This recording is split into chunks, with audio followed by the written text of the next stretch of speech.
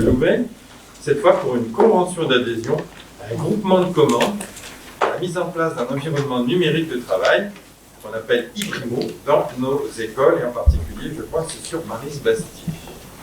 Oui, voilà, c'est ça. Donc en fait, l'Académie de Nantes, depuis 2013, en fait, déploie donc, cet espace numérique de travail, le NT, dans les écoles.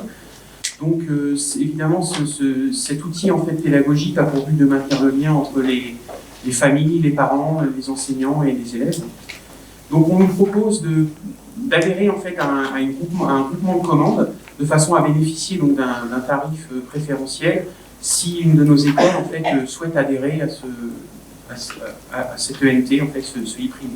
Donc le prochain marché s'étendra de 2022 à 2026, et donc toutes les communes peuvent en faire la demande. Donc comme l'a dit Monsieur le maire, l'école Maris-Bastille en fait, a souhaité avoir en fait, cette ENT. Donc nous, on sollicite en fait, donc c'est l'objet en fait, de cette délibération, c'est d'adhérer au groupement de commandes, de façon à bénéficier en fait, d'une subvention à hauteur de 50% pour une période de 2 ans. Là, je fais une petite parenthèse, on nous avait posé la question en commission sur le prix en fait, de cette adhésion, bien que ce ne soit pas l'objet de la délibération, c'est pour ça que ce n'est pas le temps. Je l'avais mis dans le compte rendu pour ceux qui l'ont lu. Et en fait, le prix de cette adhésion pour l'école Maris-Bastille, c'est 1 200 € à peu près. Voilà. Donc financé à 50%, voilà, ça fait 600 € sur l'année. Voilà. Oui. Pourquoi il n'y a qu'une école qui...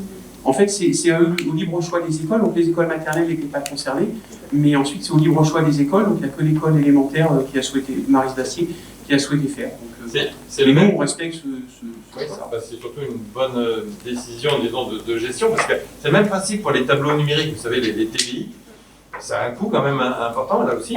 Ça serait dépenser de l'argent inutilement si on avait des enseignants qui n'étaient pas utilisateurs. C'est vraiment gaspillé. Donc pour les TBI, c'était l'inverse. On avait des enseignantes à l'époque de Victor Hugo qui étaient très motivées, qui étaient les premières à vouloir utiliser cet outil. Et on a équipé Victor Hugo d'abord. C'est pour ça que maintenant, on a eu un renouvellement des enseignants, souvent. Il y a une question aussi de génération. Et à Maris-Bastille, avec des enseignantes plus jeunes, ces dernières années, il y a une envie aussi de maintenant s'y mettre. Donc on a récupéré par le plan informatique l'équipement numérique. Et là, c'est pareil.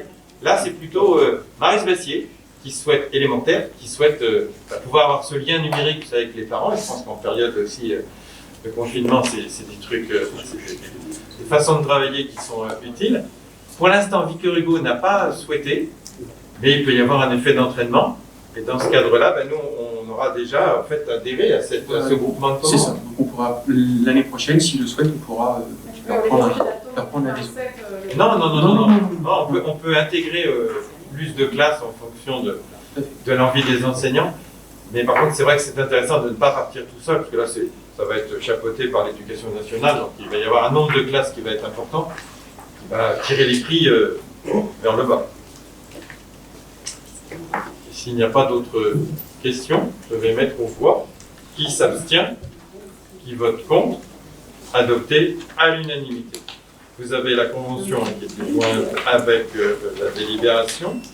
Et la délibération suivante, alors on va aller encore vers les plus petits, puisque nous allons aller vers le relais petite enfance pour une convention de cofinancement. Je m'interroge, c'est marqué que la convention pour les APR est jointe à la délibération à Ah, moi je les connais parce que j'ai... bien vu, madame.